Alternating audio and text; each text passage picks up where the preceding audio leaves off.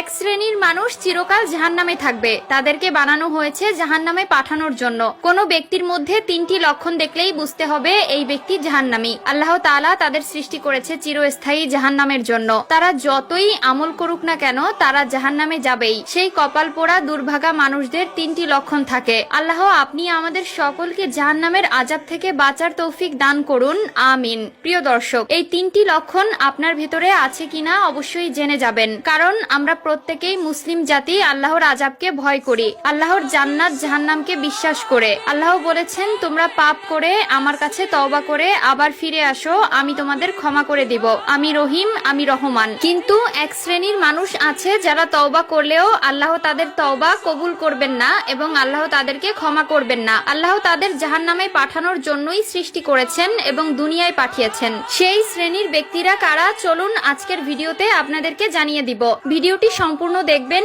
এবং মিলিয়ে নিবেন এই তিনটি লক্ষণ আপনার ভিতর আছে কিনা। যদি থেকে থাকে অবশ্যই আল্লাহর কাছে পানাহা চাইবেন, আল্লাহর কাছে ক্ষমা চাইবেন। ভিডিওটি শেয়ার করে দিবেন, হয়তো আপনার একটি শেয়ার একটি মানুষকে ইসলামের পথে চলার জন্য সাহায্য করবে এবং পাপ কাজ থেকে নিজেকে বিরত করবে। একটা জাহান্নামী ব্যক্তি একটা চতুষ্পদ প্রাণীর চাইতেও নিকৃষ্ট, কারণ চতুষ্পদ প্রাণী জাহান্নামে যাবে না, কিন্তু একটা মানুষ আল্লাহর সৃষ্টির সেরা জীব হয়েও তার পাপ কাজের কৃতকর্মের জন্য চিরস্থায়ী জাহান্নামে জ্বলতে হবে। তো চলুন বেশি কথা না বলে শুরু করি আজকের ভিডিও। আজকে আমরা জানবো জাহান্নামী ব্যক্তিদের তিনটি লক্ষণ সম্পর্কে, যে তিনটি আমাদের সকলের মধ্যে বিদ্যমান থাকতে পারে। জাহান্নামী ব্যক্তিদের তিনটি লক্ষণ হলো, এক, তাদের অন্তর আছে কিন্তু এই অন্তরে আল্লাহর ভয় জাগ্রত হয় না।